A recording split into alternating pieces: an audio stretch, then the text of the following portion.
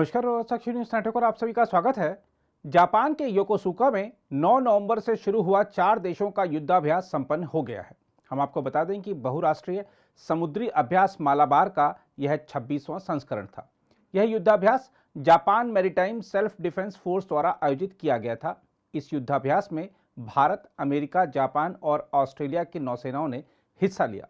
उल्लेखनीय है कि यह चारों देश चतुर्भुज सुरक्षा संवाद यानी क्वाड का भी हिस्सा हैं। इस युद्धाभ्यास में भारतीय नौसेना का प्रतिनिधित्व पूर्वी बेड़े के जंगी जहाजों शिवालिक और कमोर्ता द्वारा किया गया। इनका नेतृत्व भारतीय नौसेना के पूर्वी बेड़े के flag commanding officer rear admiral Sanjay Bhalla ने किया। हम आपको बता दें कि मालाबार अभ्यास 1992 में भारत और अमेरिका की नौसेनाओं के बीच द्विपक्षीय अभ्यास के रूप में शुरू हुआ था और ऑस्ट्रेलियाई और जापानी नौसेनाओं के शामिल होने से इसे और लोकप्रियता हासिल हो गई है। जापान मालाबार युद्धाभ्यास का हिस्सा 2015 में बना, जबकि 2020 में ऑस्ट्रेलिया ने पहली बार इस युद्धाभ्यास में हिस्सा लिया। दक्षिण व पूर्वी चीन सागर में चीन के बढ़ते सैन्य दखल से उत्पन्न वैश्विक चिंताओं के बीच चारों देशों ने यह युद्धाभ्यास किया। इस युद्धाभ्यास में कई डोमेन के साथ साथ जटिल सतह, उप सतह और वायु संचालन में उच्च गति अभ्यास देखा गया, जिसमें लाइव फायरिंग ड्रिल भी शामिल है। भारत के दोनों जंगी जहाजों की खासियत की बात करें तो आईएनएस शिवालिक ब्रह्मोस जैसी मिसाइलों से लैस है। इसके साथ ही यह पानी की गहराई में भी दुश्मनों को खोज निकालने और उन्हें तबाह करने में सक्षम है। आईएनएस शिवालिक करीब 50 किलोमीटर प्रति घंटा की रफ्तार में पानी पर दौड़ता है। वहीं आईएनएस कमोर्ता को रडार में पकड़ पाना बेहद ही मुश्किल है। इसकी रेंज करीब 6500 किलोमीटर है। यह 200 किलोमीटर तक मौजूद सभी पनडुब्बियों तक की जानकारी देता है। यह परमाणु, जैविक और रासायनिक युद्ध लड़ने में सक्षम है। आईएनएस कमोर्ता को नेवी के प्रोजेक्ट 28 के तहत बनाया गया है, जिसका 90% हिस्सा भारत में ही विकसित किया गया है। आइए देखते हैं इस युद्धाभ्यास के बारे में विशेषज्ञों की राय।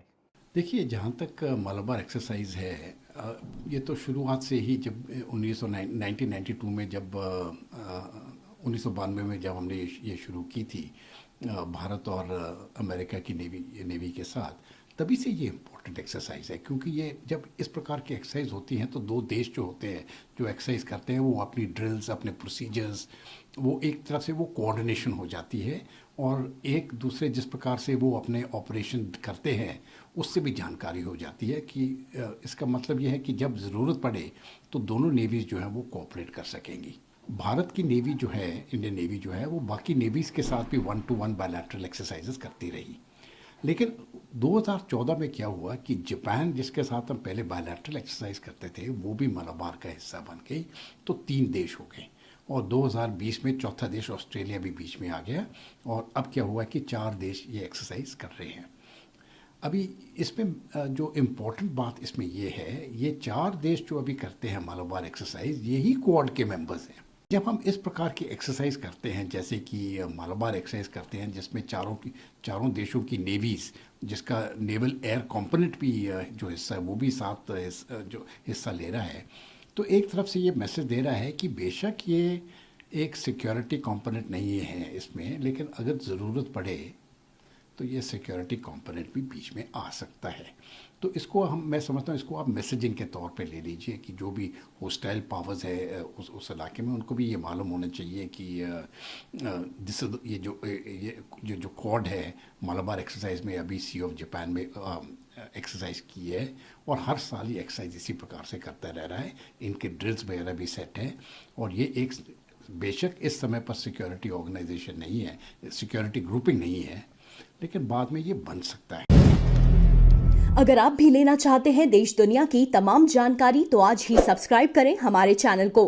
साथ ही नीचे दिए बेल आइकन को जरूर दबाएं ताकि हर अपडेट आप तक पहुंच सके।